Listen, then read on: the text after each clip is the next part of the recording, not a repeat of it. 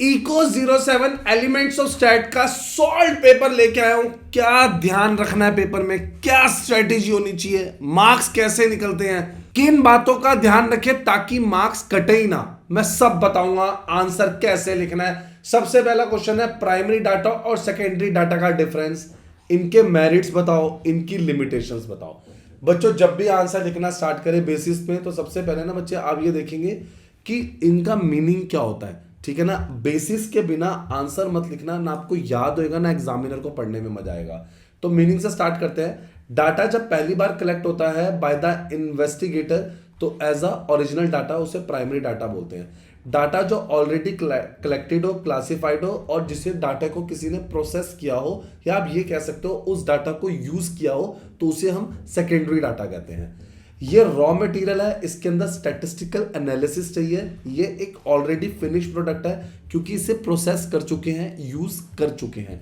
इसका पर्पस होता है collected specifically for the current investigation. जो भी करंट इन्वेस्टिगेशन है ये उसके लिए है। ये ओरिजिनली कलेक्टेड होता है डिफरेंट पर्पस के लिए, बट ये यूज होता है प्रेजेंट स्टडी के लिए।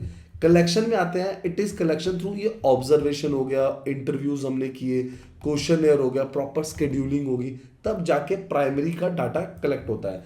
ये पब्लिश्ड और अनपब्लिश्ड सोर्स जैसे कि गवर्नमेंट रिपोर्ट्स हो गई, बुक्स हो गए, जर्नल्स हो गए, रिसर्च स्टडीज होगी, ये उससे होता है।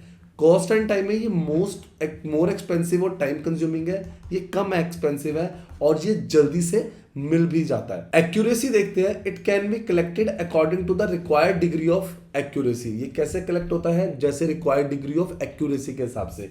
ये इसकी रिलायबिलिटी को एक बार चेक करना पड़ता है, सुटेबिलिटी को चेक करना पड़ता है और इसकी एडिक्वेसी, यूज करने से पहले ये डाटा एडिक्वेट है कि नहीं है ये भी देखना पड़ता है। सर मेरिट्स क्या होते हैं, चलिए पॉइंट फॉर्म में लिखेंगे मेरिट्स, वो भी स्ट्रिक्टली हमारी इग्नू की बुक से। ओरिजिनल डाटा है, ये क्या होता है, ये कलेक्टेड होता है first hand by the investigator for specific objective. Data के अंदर ना एक्यूरेसी ज्यादा रहती है, it can be collected according to the desired degree of accuracy. ये सुटेबल रहता है किसके लिए, स्टडी के लिए। Information is directly related to the purpose of investigation. इसके अंदर कंट्रोल बेटर रहता है। Investigator has a control over data collection methods और क्वालिटी में। करंट इंफॉर्मेशन, ये अप टू डेट फैक्ट्स और रेलेवेंट्स जो भी होती है इंक्वायरी की, वो प्रोवाइड करता है। लिमिटेशंस क्या होती है प्राइमरी डाटा की, ये बच्चे कॉस्टली होता है। ये रिक्वायर करता है कंसिडरेबल एक्सपेंडिचर किस पे, फील्ड वर्क पे और स्टाफ पे। ये टाइम कंज्यूमिंग है, collection and processing require substantial time, इसके अंदर काफी टाइम की रिक्वायरमेंट होती है। इसके अंदर ट्रेंड पर्सनल्स ही होते हैं। इन्यूमिनेटर्स मस्ट बी सिलेक्टेड, ट्रेंड किया जाता है और उन्हें सुपरवाइज किया जाता है वेरी केयरफुली। ये नॉन रिस्पॉन्स प्रॉब्लम है। नॉन रिस्पॉन्डेंट क्या करते हैं, इसको रिफ्यूज करते हैं और फेल टू प्रोवाइड अगर होता है, इंफॉर्मेशन मिलती नहीं है।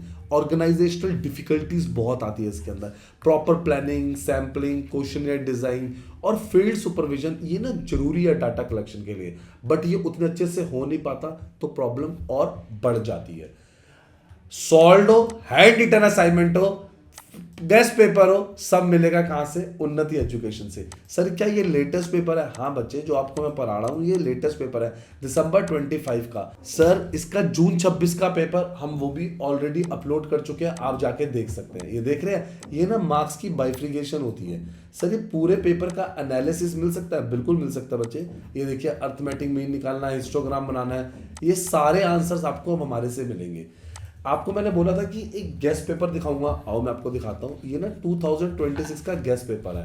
अब ये गेस्ट पेपर इंपॉर्टेंट क्वेश्चंस होते क्या हैं, ये वो क्वेश्चंस है जो बार बार आ रहे हैं। जी हाँ, जो बार बार आ रहे हैं। जैसे अब देखो जून 25 में आया, जून 24 में आया स्टैटिस्टिक्स का question, meaning and business importance का, तो इसको भी देख सकते हैं। स्टैटिस्टिक्स की क्या होती है, बड़ा बेसिक क्वेश्चन है जो बार बार आ रहा है कि स्टैटिस्टिक्स क्या होती है और इसकी इंपॉर्टेंस बताओ बिजनेस और मैनेजमेंट में। आओ मैं आपको बताता हूँ, उससे पहले ना एक चीज दिखाता हूँ आपको। ये देखिए एग्जामिनर क्या चाहता है, आपको क्या ओवर प्रिपेयर नहीं करना है, एग्जाम का पैटर्न क्या है, ये सब इसके अंदर बताऊंगा। प्रायोरिटी नहीं, उन्नति लेजेंड है। ये वो चीज है, ये वो क्वेश्चन है जैसे स्टैटिस्टिक्स की डेफिनेशन और इंपॉर्टेंस, जो कि बार बार आ रहा है। सर ये वाला क्वेश्चन भी करा देंगे, अभी करा तो बच्चे, चलो इसका आंसर ही पढ़ना स्टार्ट करते हैं। हम तो आंसर्स ही पढ़ रहे हैं और जो बार बार आ रहे हैं उसे भी पढ़ के देखते हैं। स्टैटिस्टिक्स होती क्या है, कलेक्शन, ये है क्या, इसको डिफाइन किया गया, collection, presentation, analysis and interpretation of numerical data. अब ये वर्ड जो है ना स्टैटिस्टिक्स, दो सेंटेंसेस कह लीजिए, दो सेंसेस में यूज किया है। In plural sense it means numerical statements of facts और डाटा, कि प्रॉपर फैक्ट्स बताओ, डाटा बताओ। और अगर सिंगुलर सेंस की बात करें, it refers to the body of statistical method और साइंस ऑफ स्टैटिस्टिक्स। अगर बोली फर्दर कॉल्ड करता है, it is the science of counting, the science of average and the science of measurement of social organism. Most comprehensive plural sense definition जो मिली थी, statistics are aggregates of facts affected to mark extent of multiplicity of causes. अब देखते हैं importance क्या रहती है statistics की। जैसे बच्चे साइज ग्रो हो रहा है, कंपटीशन बढ़ रहा है, तो मॉडर्न बिजनेस ना कॉम्प्लेक्स होते जा रहे हैं। सेपरेशन चाहिए ऑनरशिप की और मैनेजमेंट की, ताकि प्रोफेशनल मैनेजमेंट निकाली जा सके, काम का तरीका निकाल सके। तो it may be regarded as body of methods for making wise decision in the phases of uncertainty. Business uncertain है, तो अगर बिजनेस की अनसर्टेनिटी रिमूव करनी है तो हमें फैक्ट्स चाहिए, हमें डाटा चाहिए। तो बच्चे ये हेल्प करता है। तो की एरियाज ऑफ एप्लीकेशन क्या है, आओ पॉइंट फॉर्म में फिर से देखते हैं। जितना पॉइंट फॉर्म में आप पढ़ेंगे, जितना याद करेंगे, उतने ही आपके अच्छे मार्क्स आएंगे। स्टैटिस्टिकल मेथड जो है वो वाइडली अप्लाइड होता है मार्केट रिसर्च में, डिमांड की फोरकास्ट करने में और प्रोडक्शन रिसर्च में, ताकि कंज्यूमर का बिहेवियर पता किया जा सके और एक अच्छा आउटपुट प्लान किया जा सके। स्टैटिस्टिकल एनालिसिस ऑफ रिटर्न्स जो होते हैं वो risk and market trend assist करते हैं। असिस्ट का मतलब होता है बच्चे हेल्प करते हैं। ये फर्म्स का in formulating sound investment and financial policies. Quality control पे हमें ध्यान देना होता है। स्टैटिस्टिकल क्वालिटी कंट्रोल टेक्निक जो होती है वो यूज होती है by manufacturing units to maintain uniform standard, किसमें, in mass produce goods.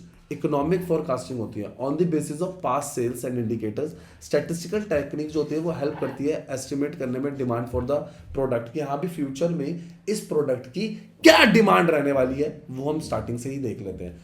Auditing होती है, सैम्पलिंग टेक्निक्स जो होती हैं वो यूज करी जाती हैं ऑडिटिंग अकाउंट्स में एंड इंस्पेक्टिंग लार्ज कंसाइनमेंट। ये नहीं है कि एनोमरेशंस वो कर दिया तो ठीक है ना, रैंडम ऑडिटिंग हम कर लेते हैं इसके अंदर। डिसीजंस लेने होते हैं under uncertainty. One element common to all problem faced by manager is the need, जरूरत आज की, टू टेक डिसीजंस, किसमें, अनसर्टेनिटी में। स्टैटिस्टिकल मेथड प्रोवाइड करता है technique to deal with the situation. तो कंक्लूजन पे आते हैं। Statistics both as numerical data and as a science of method, ये इनडिस्पेंसिबल है किसके लिए, मॉडर्न बिजनेस के लिए। Production, planning to quality control और फोरकास्ट करना।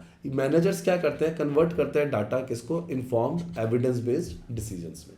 क्लियर है? देखा आंसर, देखा सर वो वाला आंसर बताएंगे सर ये क्या चीज है। बच्चे ये ना 30% आपके 30 मार्क्स हैं, ये आपके 30 मार्क्स हैं। सिर्फ देख देख के लिखना है, कहां से, इग्नू की बुक से। ऐसी पॉइंट फॉर्म में लिखना है, मार्क्स नहीं कटने देंगे अगर आपने ऐसे लिखा। सर ये लेटेस्ट असाइनमेंट है, बिल्कुल हाँ बच्चे, 31 दिसंबर तक का लेटेस्ट असाइनमेंट है, 30% वेटेज है, 15 अक्टूबर लास्ट डेट है। चलिए फिर से असाइनमेंट स्टार्ट करते हैं, अपना सॉल्व पेपर स्टार्ट करते हैं क्वेश्चन नंबर 2 से। एक सेकंड रुकेंगे। तो स्टूडेंट फटाफट unnatieducations.com पे आ जाओ। जैसे आप unnatieducations.com पे आएंगे, सबसे पहले इग्नू को क्लिक करेंगे। जी हाँ, इग्नू जैसे आप क्लिक करेंगे, ये देखिए आपको एडमिशन से रिलेटेड इंफॉर्मेशन चाहिए, सॉल्व असाइनमेंट चाहिए जिसके बिना डिग्री नहीं मिलती, गेस्ट पेपर चाहिए या प्रीवियस ईयर पेपर, 5 साल के सॉल्व पेपर जो आपने किए बिना नहीं जाने हैं। अंडर ग्रेजुएट प्रोग्राम हो, कोई भी प्रोग्राम हो, देखिए जैसे हमने प्रीवियस ईयर पेपर सेलेक्ट किया, आपका कौन सा कोर्स है, बीकॉम सेलेक्ट किया, आप अपना सब्जेक्ट सेलेक्ट करिए। कई बार आप बच्चों को अगर सब्जेक्ट नहीं मिलता, अरे व्हाट्सएप सपोर्ट पे क्लिक करिए, असाइनमेंट हो, पेपर हो, गेस्ट पेपर हो, सब मिल जाएगा। ये देख रहे हैं शेयर विद फ्रेंड्स, अभी शेयर कर लीजिए, अभी दोस्तों को बता दीजिए, गेस्ट पेपर, सॉल्यूशन, असाइनमेंट सब यहां से मिल रहे हैं। आप ये अगर गेस्ट पेपर या ये सॉल्व पेपर करते हैं, मैं मार्क्स देखता हूं कैसे नहीं आएंगे।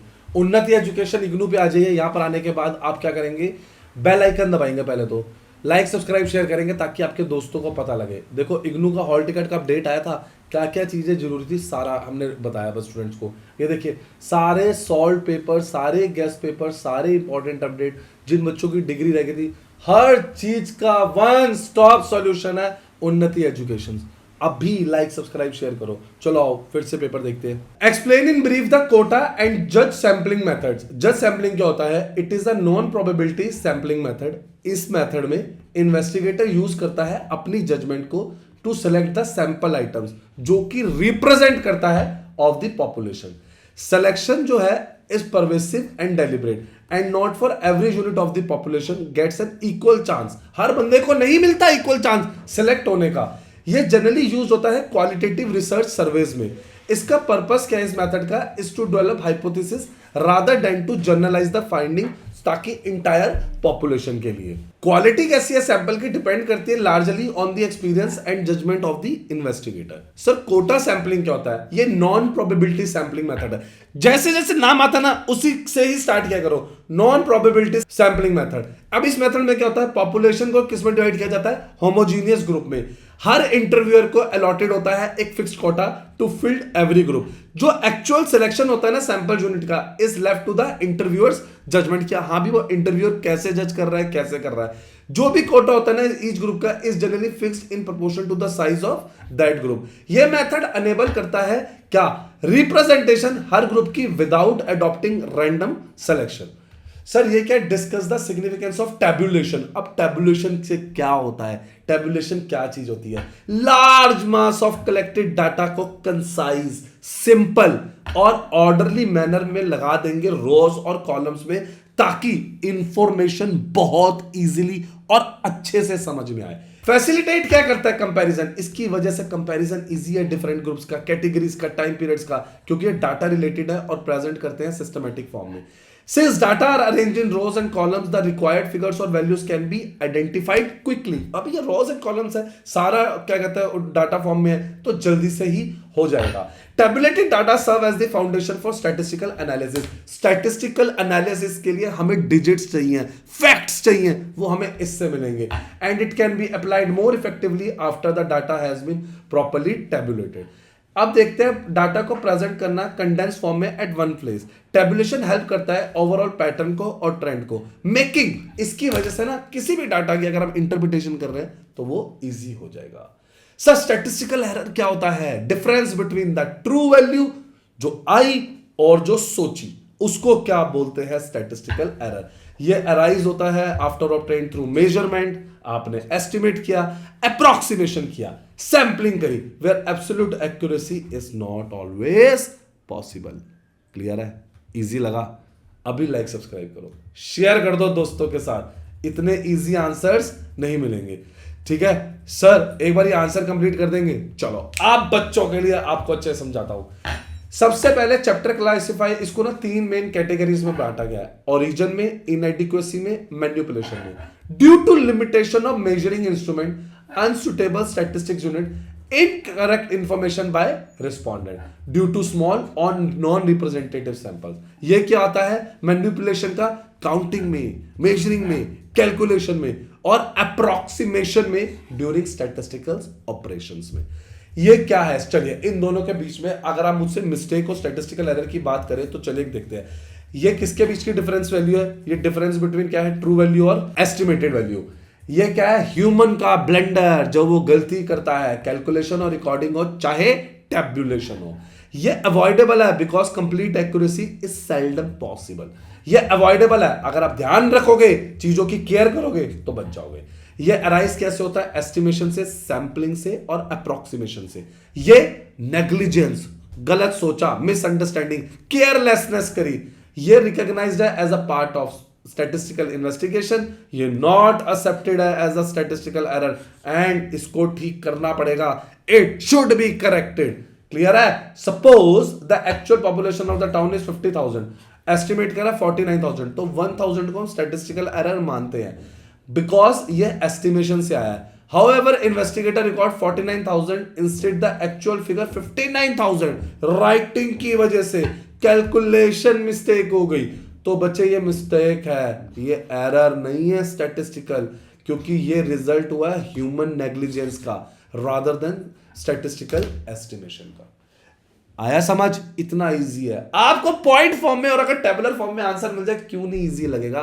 लाइक सब्सक्राइब शेयर करो, बेल आइकन दबाओ, मुझे कमेंट में बताओ कौन सा पेपर नहीं मिला है। 5 साल के पेपर इंपॉर्टेंट क्वेश्चन करे बिना जाना ही नहीं है, नहीं तो बहुत लॉसेस होंगे।